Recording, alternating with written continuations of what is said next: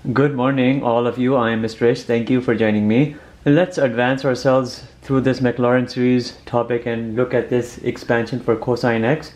A very common function. Students are frequently tested on this one.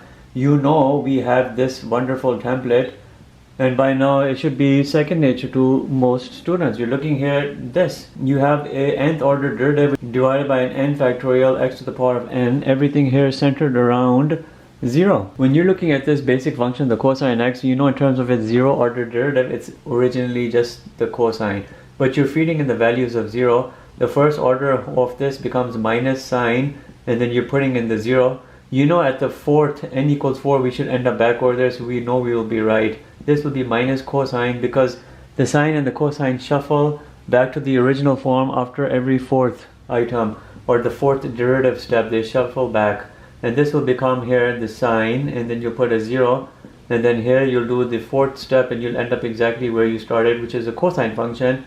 And here you're getting a 1, 0, 1, actually a minus 1, 0, and a 1.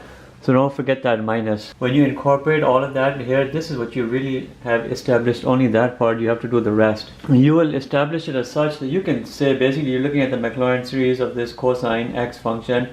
When you're looking at it, everything will establish from n equals 0 onwards. When n is equal to 0, we already have these items providing what will come right here. We'll have a 1 times x to the power 0 divided by 0 factorial. The next item will be a 0. Do we need to put all of these x to the power of 1 divided by 1 factorial? No, because everything will 0 out. Next item is a minus. We'll have a minus 1. And then we'll have x here to the power of 2 divided by 2 factorial. The next item is a 0. I won't put anything else with it. Those other items would have been this. The next item is a 1. Sometimes if you get lost as to where you are, you have 0, 1, 2, 3, 4. Then I know I'm looking at x to the 4 and 4 factorial. When you clean out all of this mess, what are you really looking at? You're looking at a 1 minus x squared over 2 factorial plus x to the 4 over 4 factorial. You started here with a positive, minus, positive, then the next one will be minus. And everything here will be in terms of even. You're looking at this 1, and this 1 is really looking at x to the power 0 and 0 factorial. It really looks like that, so it helps you establish what the next item would be. The next item here would be then 6, x to the 6 over 6 factorial. The next one will be x to the 8 over 8 factorial. We'll put one more, x to the power of 10 over 10 factorial. And this right here, on and on, would be the series. I'm just saying that this is equivalent to that, so you can always look at it in that way. But that right there is your series, and you know if you do a good rule development or power series rule development, you can look at it. It's not too hard. You have everything here with regards to even, but you have the signs which are alternating, positive, minus, they alternate. But we know a way to handle that. You just think about everything you've seen with regards to something like the sine function, or the function which has, or a similar function which has the alternating of signs. You're looking at something like this, n is equal to 0 up to infinity. You have over here minus 1 to the power of n. When you do n is equal to 0, minus 1 to the power of 0 is an even number. You'll get the first item being positive. When you do minus 1 to the power of 1, you'll bring in the minus, and minus 1 to the power of 2 will bring in the positive. But the rest of the items are not hard. It'll be x to the power of 2n divided by 2n factorial, and that would be your power series rule for this. You could actually take this down the path of determining the convergence, radius of convergence, interval of convergence. I won't, but you could. Now in the remainder of this video we shift gears, so we're not always thinking we're looking at Maclaurin series only. Let's look at Taylor series expansion of cosine x centering around 1. It shouldn't be too difficult. You know the formula would be n is equal to 0 up to infinity. You're looking here the nth order derivatives for that function with a value. You have n factorial x minus a to the power of n. You know in all instances here a is equal to 1, so that's not hard. We have to look at the derivatives, and we will. Your zero order derivative of the cosine is basically just the cosine, but your a value will come in, and we won't put decimal answers because it will get messy. Remember, normally you'd be evaluating these in the radian mode of your calculator, but you can keep your answer with the expression rather than a decimal value. Your first order derivative would be minus sine, and you can just keep it as that. Your second order derivative would be then minus cosine, and you can keep it to that. And I'll go up to 4 because that's a reasonable one. Minus cosine to 1, I'll have as the third order derivative. It would be a sine but of a 1. And lastly, the fourth will be going back to the original function, cosine of 1.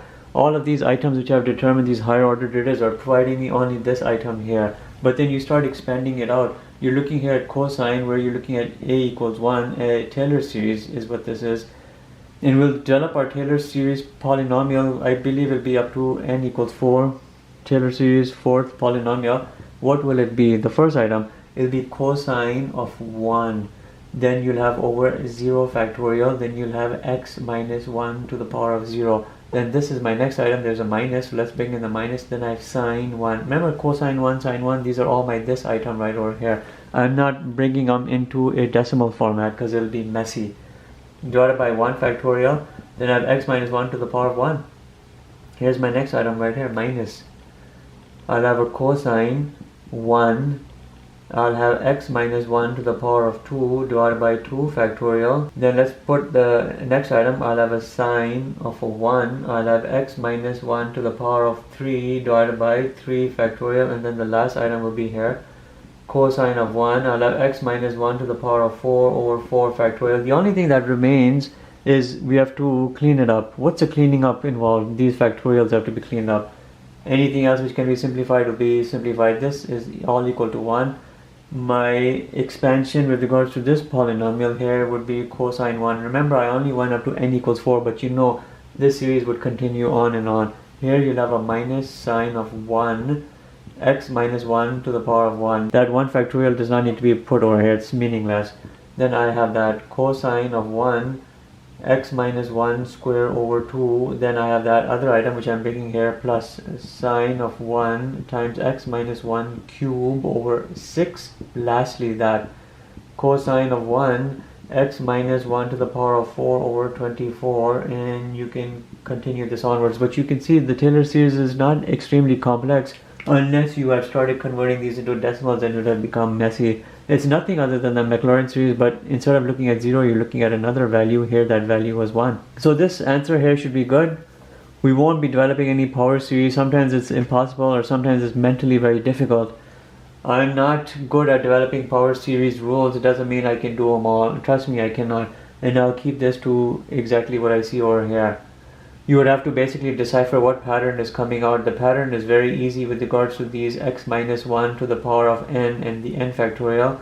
You would have to see what the pattern here is with regards to the derivatives and the signs, and that right there might be the complexity. But that's the end of this video. Thank you for watching.